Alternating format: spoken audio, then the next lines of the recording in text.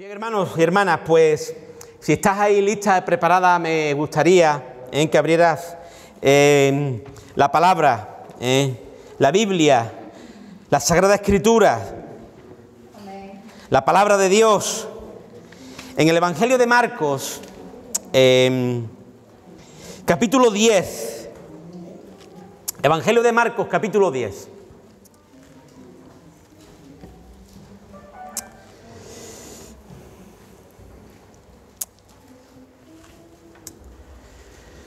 Aleluya. Gloria a Dios. Evangelio de Marcos, capítulo 10. Padre, en esta mañana una vez más queremos orar. Queremos orar. En primer lugar, Dios mío, darte gracias por tu presencia en nuestras vidas. Por este tiempo que hemos tenido hermoso de adoración y de alabanza, que tú nos has llevado a ese lugar precioso de tu presencia. Hemos podido adorarte, alabarte, bendecirte. Pero queremos darte gracias por las visitas que en esta mañana están aquí. Pedirte que tú las bendigas de manera muy especial. Que tú las llenes de tu presencia. Que los hermanos y hermanas que llegan a este lugar encuentren un lugar donde sus almas encuentren reposo, descanso, aliento. Una palabra que los anime, Dios mío, que le dé propósito, Señor. Que ellos salgan de aquí enfocados en una visión nueva, renovada de tus cosas, de tu palabra, ungidos por tu Espíritu, ministrados por ti. Te pedimos por los hermanos, Señor, que lo están pasando mal, que han perdido a seres queridos, nuestra hermana Vianey, nuestro hermano Pepe, que tú los sostengas en esta mañana, que tú les des socorro, auxilio a sus familias, Señor, y de manera especial pedimos por Blanca, por Adonai, por Linda, por aquellos que puedan estar enfermos, Señor, tú los toques en esta mañana, que tú toques sus vidas, Dios mío. Tú conoces aquí los hermanos que están doloridos, con problemas de hueso, Dios mío, con otras cuestiones, Señor, físicas, que tú en esta mañana sane en el nombre de Jesús, que tú te lleves gloria, Señor, que tú seas el tesoro de su corazón, como lo vamos a hablar en esta mañana, Padre, que tu Espíritu Santo en esta mañana ministre, Señor, que tú te pasees en medio de nosotros y que tu palabra quede sembrada en medio de nuestros corazones. Señor, te damos gracias, Señor, y pedimos que tu Espíritu Santo sea ministrado en nuestras vidas. Que tu palabra en esta mañana nos levante y nos lleve a esos lugares de deleite con tu presencia. Señor, quédate con nosotros, está tú con nosotros y ministranos en el nombre precioso de Jesús. Amén. Amén, amén, amén. Dice ahí el texto, capítulo 10, verso 17 del Evangelio de Marcos. Verso 17, capítulo 10, texto que es conocido, se conoce como el texto del joven rico, aunque en este texto no lo dice, sí lo dicen en los otros evangelios. Dice, al salir él para seguir su camino, vino uno corriendo. Dice que el Señor salió, ¿verdad? O iba a salir de la ciudad donde estaba para seguir su camino. Vino uno corriendo. E hincando la rodilla delante de él, le preguntó: Maestro bueno, ¿qué haré para heredar la vida eterna? Jesús le dijo: ¿por qué me llamas bueno? Ninguno hay bueno sino solo uno, Dios. Los mandamientos sabes: no adulteres, no mates, no hurtes, no digas falso testimonio, no defraudes, honra a tu padre y a tu madre.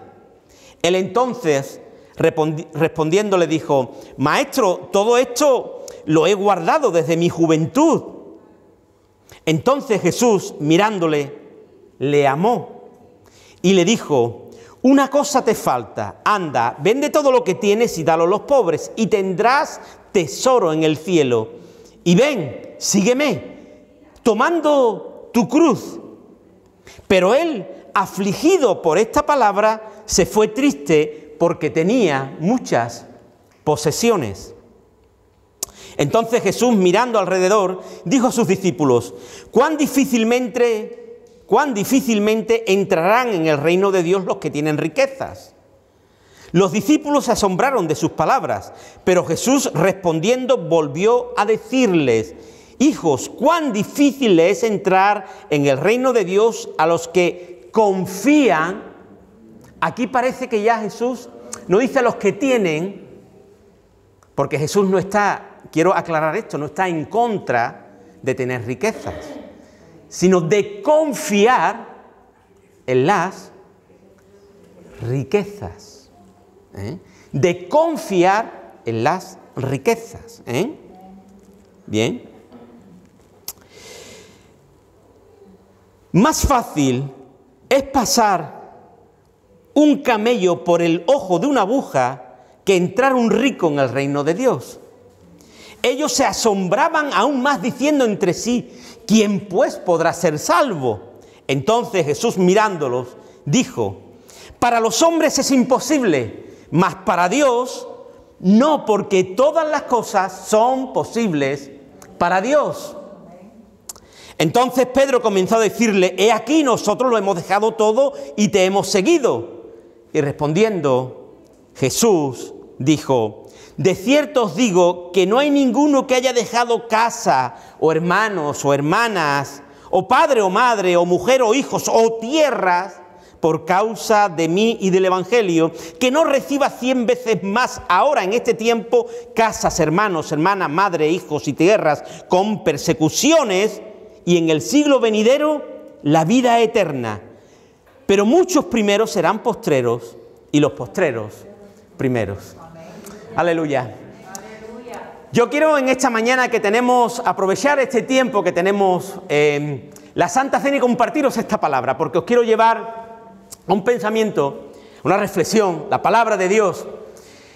Y quiero que el Espíritu Santo en esta mañana te hable a nuestro corazón para aprovechar este momento que para nosotros y para los que pertenecemos a la Iglesia del Señor y lo hacemos en esta mañana, es importante este detalle que tenemos delante de nosotros que va a ser la Santa Cena.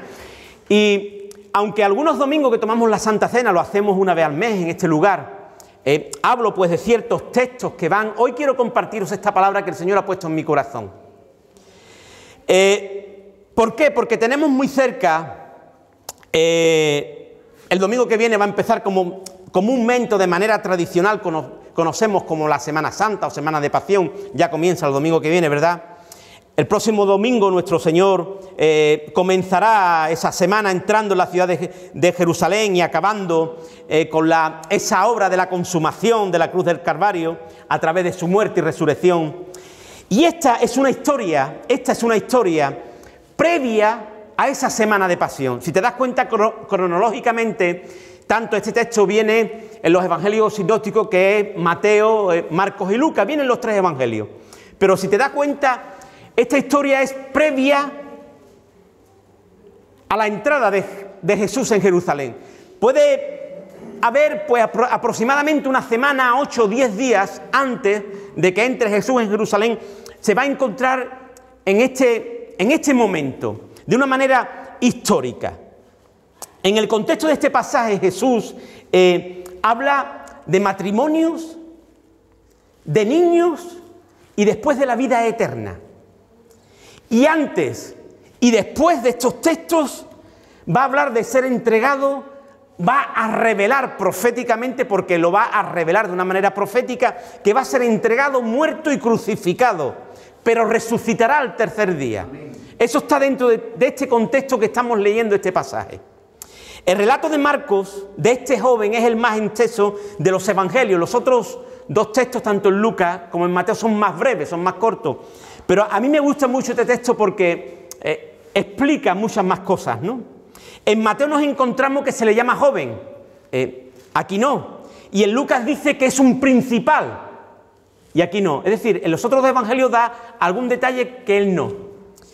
Pero hay algo que podemos ver, y es que podemos ver aquí que por esa situación social y económica que tiene, joven, principal, pero aparte si tenía riquezas, quizás podríamos decir de que le venía por herencia, amén de que tuviera él una posición económica buena por él mismo, porque se dice en el texto de Lucas que era principal, una posición social buena, pero a la vez muy económica, y si era joven, le venía por herencia. Y si le venía por herencia, él conocía todo lo que las riquezas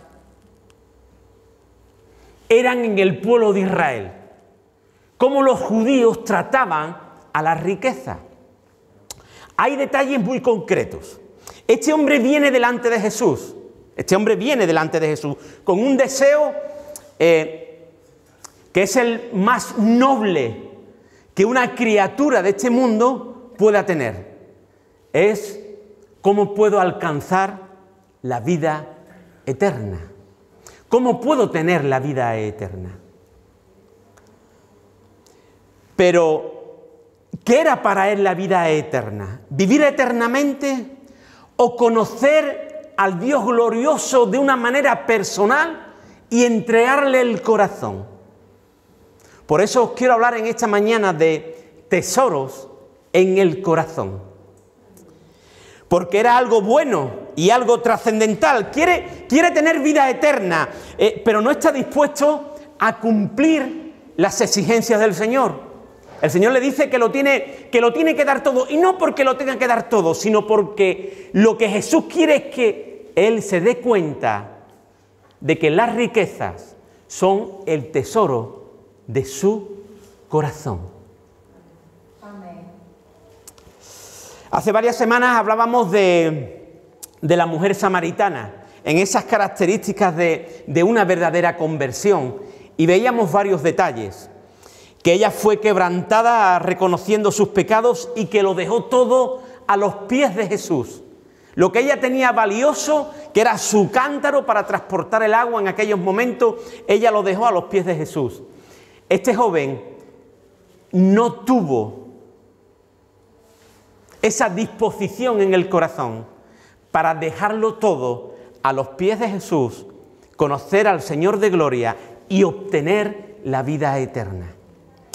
Por eso, hermanos, queridos míos y amados, la iglesia, nosotros, la iglesia del Señor, está formada por hombres y mujeres de todas las lenguas, pueblos y razas, que hemos entregado nuestro corazón al Señor, que hemos oído la palabra, el mensaje, y hemos ido con arrepentimiento delante del Señor, queriendo de que Dios descargue nuestro corazón, entregándole todos nuestros tesoros al Señor y queriendo que Él sea nuestro especial y mejor tesoro. Esa es la iglesia del Señor.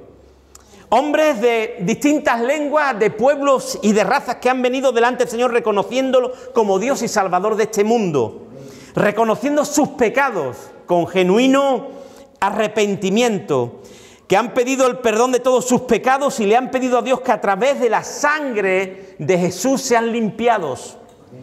Y de manera voluntaria entregan sus vidas al Señor en plena obediencia y sujeción a su palabra, sometiéndose al control y al poder del Espíritu Santo, para una santificación y ahora un seguimiento pleno y total a Cristo.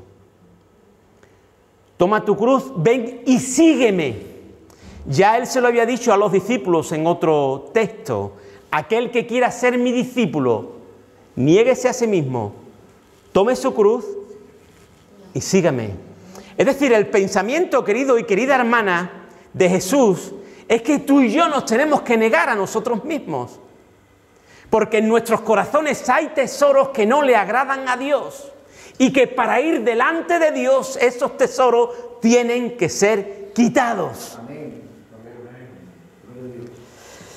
Cuando hablamos de iglesia, de salvación, de arrepentimiento, de discípulos, de seguir a Cristo, de obtener vida eterna o del reino de Dios, tenemos que hablar de nuevo nacimiento, de dominio de Dios en los corazones, gobernando por completo, donde sus normas son obedecidas y su gracia prevalece.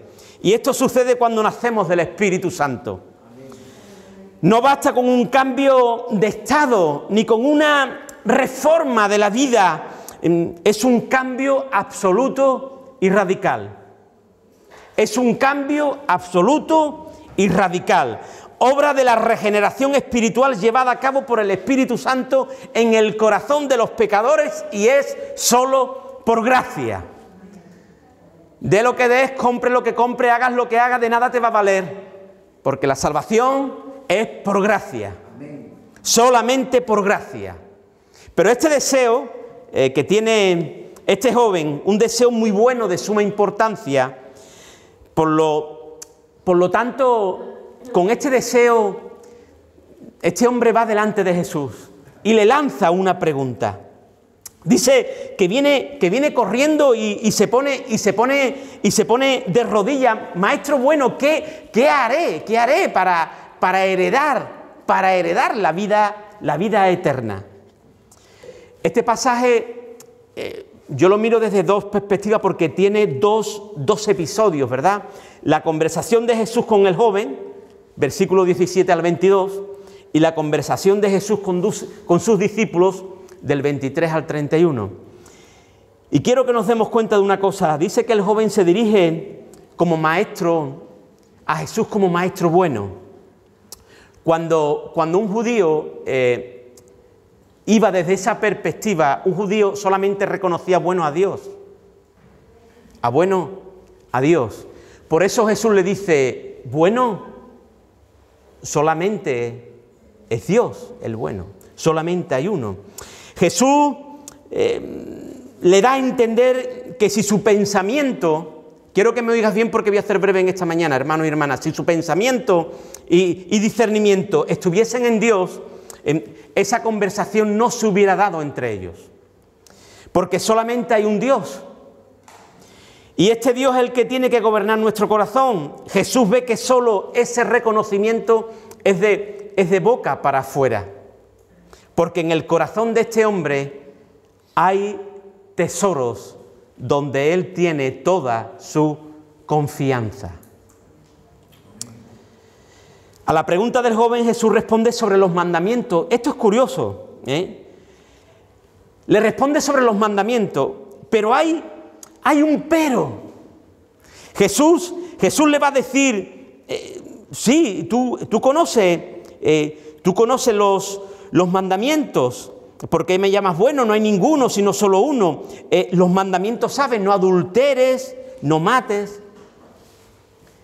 Y le va a hablar de 6 mandamientos. Y estos 6 mandamientos son los 6 últimos del decálogo de Dios, que el judío evidentemente debía de cumplir porque estaba en la ley.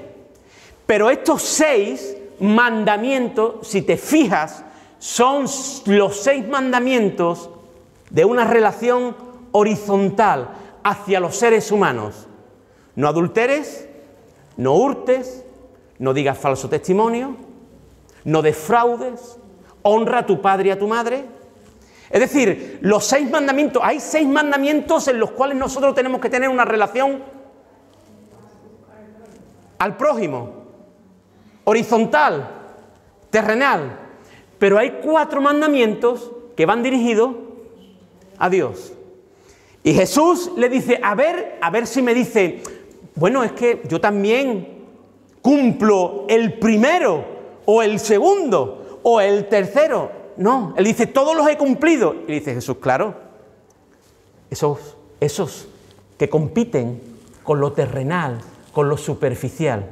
Pero, ¿y con Dios? ¿Y con Dios?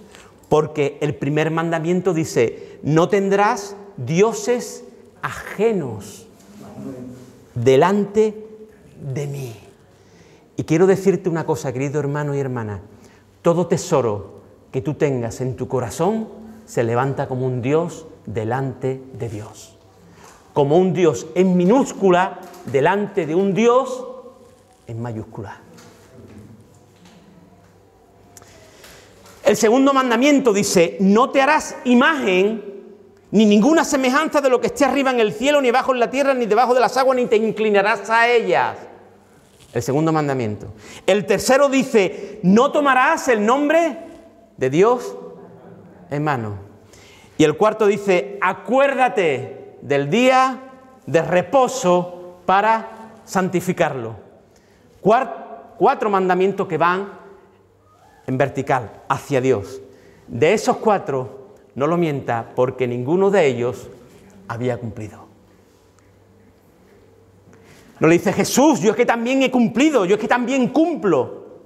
No. Y Jesús va y pone el dedo en la llaga. El joven ingenuo cree que todos los mandamientos los cumple. Se cree justo, pero Jesús les revela lo que les falta. Este joven no está dispuesto a quitar el tesoro de su corazón, no estaba dispuesto a tomar su cruz y seguir a Jesús. No estaba dispuesto a destronar lo que él tenía en su corazón. Jesús enfatiza la absoluta necesidad de una decisión radical. Seguirlo implica dejarlo todo y obedecerlo a él en todo. Amarlo por encima de todo. Él debe de ser nuestro tesoro. No sé si nosotros somos discípulos a esa altura. Ese es el requerimiento para el discípulo. Ese es el requerimiento de un verdadero creyente, genuino, cristiano. Por eso en esta mañana quiero aprovechar la Santa Cena, porque es un momento crucial para nuestras vidas. En esta ocasión, Jesús se lo va a revelar y le va a decir, ¿no te das cuenta de tu situación? Porque ya que él conocía los mandamientos como judío, debería de saber cuál era el primer mandamiento. Y ya lo recoge el Antiguo Testamento, ¿verdad? Oye, Israel, el Señor nuestro Dios, el Señor uno es, y amarás al Señor tu Dios con todo tu corazón, con toda tu alma, con toda tu mente y con todas tus fuerzas. Aleluya. Jesús le estaba diciendo, yo debo de ser tu tesoro. Amén. Amén. Comienza la conversación con sus discípulos. Acaba la conversación, ¿verdad?, con este joven, con este rico. Acaba la conversación con sus discípulos sobre la riqueza, el reino de Dios, pero él vuelve a repetir y a explicar de forma clara ese verso 24. Hijo, las riquezas no son malas, son malas cuando ocupan el centro. Y lo va a decir, confía, cuando hay confianza, ¿verdad? El Señor lo explica para que sus discípulos no se carguen. Va a explicarlo. Son malas cuando ocupan el centro del corazón, cuando nuestra confianza está en ellas. Dios debe de ser el centro. Y dice que Jesús le pone un ejemplo que es como, dice que es más difícil como si un camello pudiera entrar por el ojo de la aguja. Hay algunos autores que no están muy de acuerdo con lo que yo voy a decir, otros sí. Por lo tanto, yo en mi estudio, en mi investigación, creo que en aquellos tiempos no existía la aguja como hoy la conocemos, ¿verdad? Por lo tanto, cuando pone este ejemplo de Jesús en la ciudad, en las ciudades de aquellos tiempos, en los muros, y en algunos lugares para entrar había como especie de una puerta. Para ciertos lugares de la ciudad había como espacio de una puerta para que no entraran los animales. Y era una puerta muy pequeña, que solamente podían entrar las personas y un poquito casi agachados, para que no pudieran entrar. Y Jesús va a poner más difícil es entrar por esa puerta de esa aguja, le decían la puerta de la aguja, un camello, con lo grande que es un camello y con la carga que tiene un camello. Dicen que algunos intentaban de pasar poniendo al camello de rodillas y quitándole toda la carga, y aún así entraba con dificultad. Hermanos, si nosotros vamos y entramos por esa puerta estrecha delante del Señor, tenemos que ir de rodillas, en humillación y descargada nuestra alma y nuestro corazón de todo tesoro que le impida la adoración a Él.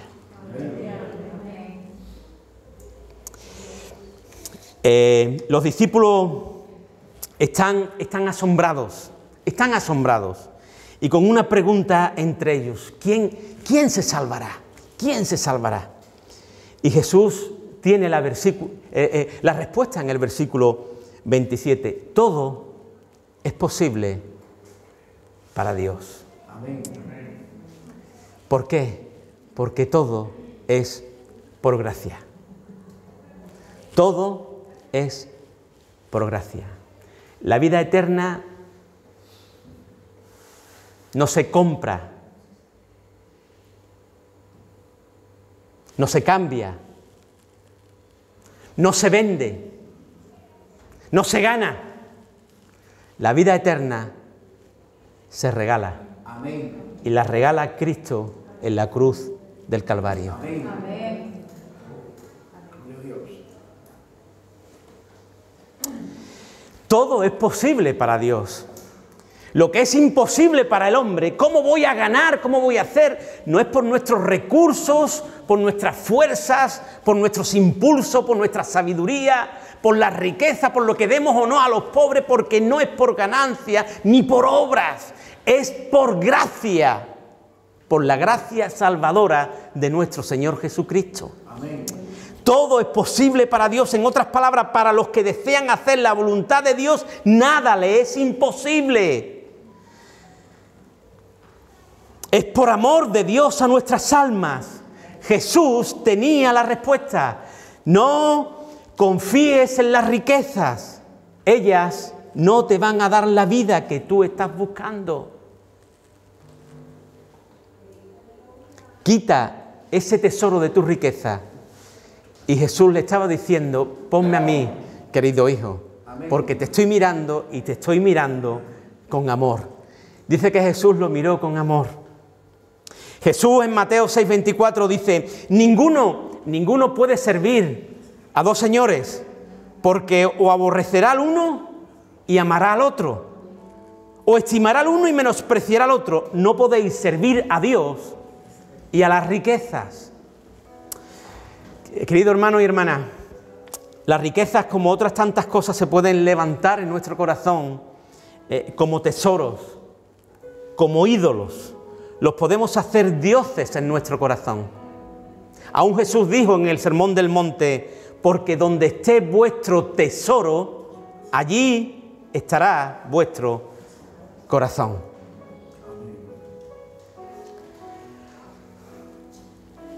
¿Qué tesoro o qué tesoros podamos traer en esta mañana a este lugar y que a Dios no le esté agradando, porque está usurpando el lugar que a Él le pertenece?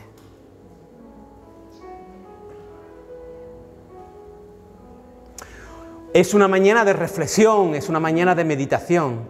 Ya conocemos el texto. Reflexiona, medita.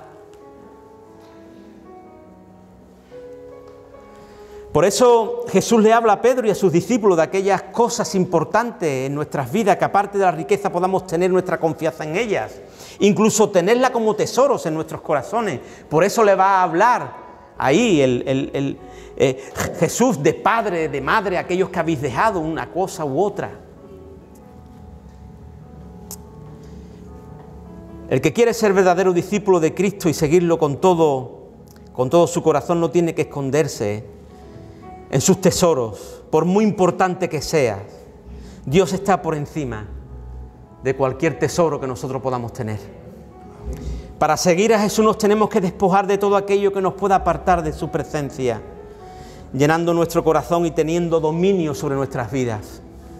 El centro y dominio de nuestro corazón debe de ser Jesucristo. Amén. Hoy nos podemos esconder en nuestros tesoros, nuestros problemas, en nuestras causas, en nuestros trabajos, en nuestros padres, en nuestros hijos, como dice ahí el texto. Jesús va a hablar primero de las casas y por último de las tierras, es decir, del trabajo. Pero entre la casa y el trabajo están nuestros lazos familiares, nuestros seres queridos. Todo esto tiene que estar supeditado bajo la voluntad de Dios. Si queremos ser verdaderos seguidores y discípulos de Jesús, Dios debe de ser el centro, debe de ocupar el primer lugar en nuestras vidas, debe de estar sentado en el trono de nuestro corazón, debe de ser nuestro tesoro. Amén. En Él debe de estar nuestra confianza debe de estar en Él. Cierra por un momento tus ojos, querido hermano, mientras acabo.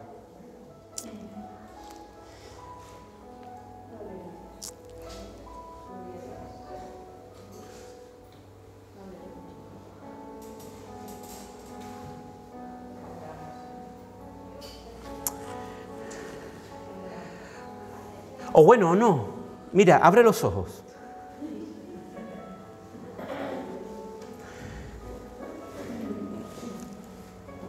Porque quiero que veas algo y que lo veas en el Espíritu. A mí esto me gusta decirlo en ciertas ocasiones. Me acuerdo del culto en Rota, que expresé este verso que se me vino al corazón, ¿no? Pero cuando habla el texto ahí, dos últimos versos, respondiendo dijo Jesús, verso 29, de cierto os digo que no hay ninguno que haya dejado casa o hermanos, madre, tierra, dice, que no reciba 100 veces más ahora en este tiempo, casa, hermanos, madres, hijos, con persecución, y en el siglo venidero la vida eterna.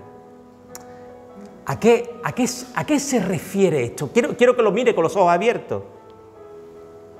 Bueno, es que es una promesa de Dios. ¿Es que vas a recibir 100 veces más? Te digo una cosa, ¿cuántos somos aquí? ¿30, 35 aproximadamente?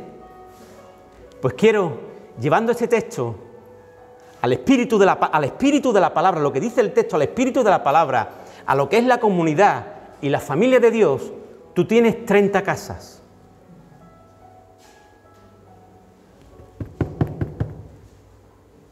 Tienes 30 casas. Sí. Porque la casa de tu hermano debe de ser tu casa. No para que la vendas, ¿eh? Pero para que la uses. Porque es un mandamiento, ser hospedadores. Ese es el texto, ese es el espíritu de la palabra. Es que vas a tener, Jesús dice la promesa, vas a tener 100 casas más. Porque si aquí hubiéramos 200, tendríamos 200 casas. Porque eso muchas veces no se entiende, ¿eh? No se entiende. Bueno, 100 veces más, voy a recibir 100 veces más, y uno se queda mirando, esperando, bueno, ¿cuándo? Es que están aquí. ¿Quién es mi padre, mi madre, mi hermano? ¿Cómo dijo Jesús? ¿Quién? Aquellos que hacen mi voluntad. Mi padre, mi hermano. La casa de mi padre es casa mía. La casa de tu hermano es tuya.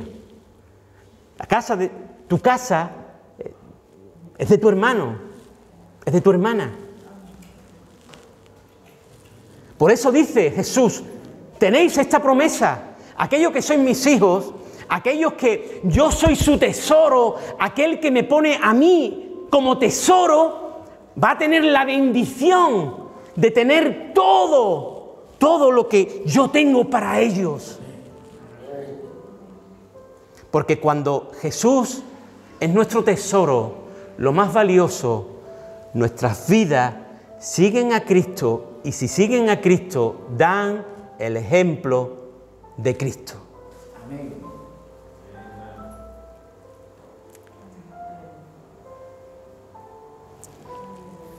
Ahora cierra tus ojos, pero no te quedes dormido, por favor.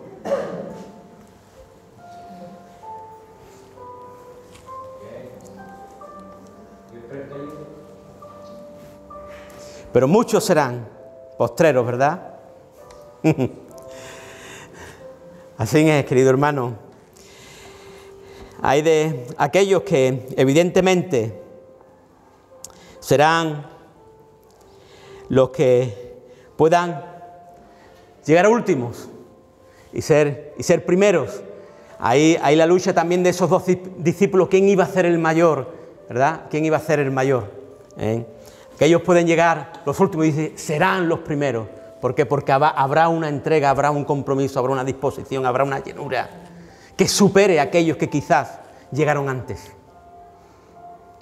Aleluya. Gloria a Dios. Qué bueno, hermanos, nuestro Señor. Qué bueno, qué bueno. Señor tiene cosas preciosas y en abundancia para ti. Confía en las promesas del Señor, porque muchos llegarán los últimos, pero serán los primeros, pues entregarán sus corazones al Señor, y aquellos que creen ser primeros serán los últimos. Esta historia fue antes de entrar Jesús en Jerusalén. Quizás días como hoy, reflexiona y medita en tu corazón si eres un fiel seguidor y discípulo de Jesús. Mira si hay algún tesoro, algún ídolo en tu corazón que ocupe un lugar que no le pertenece, que le pertenece al tesoro del cielo, que es nuestro Señor Jesucristo. Aleluya, aleluya. Ten ahí un momento en el Espíritu, ten ahí un momento en el Espíritu. Y vamos a tomar ahora la Santa Cena.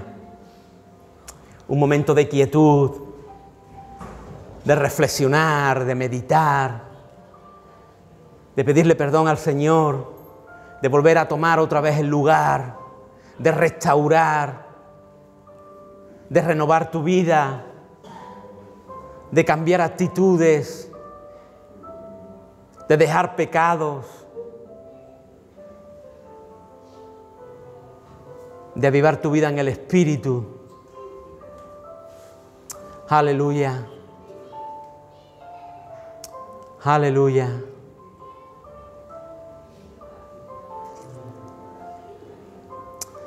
Gloria a Dios.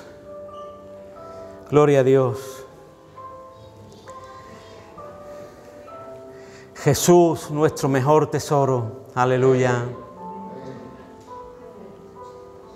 Jesús, nuestro mejor tesoro. Qué bueno. Qué bueno. Aleluya. Gloria a Dios. Gloria a Dios. Bendito es el Señor Jesús. Toda la gloria sea a Él. Toda la gloria sea a Él. Bendecimos su nombre precioso y eterno.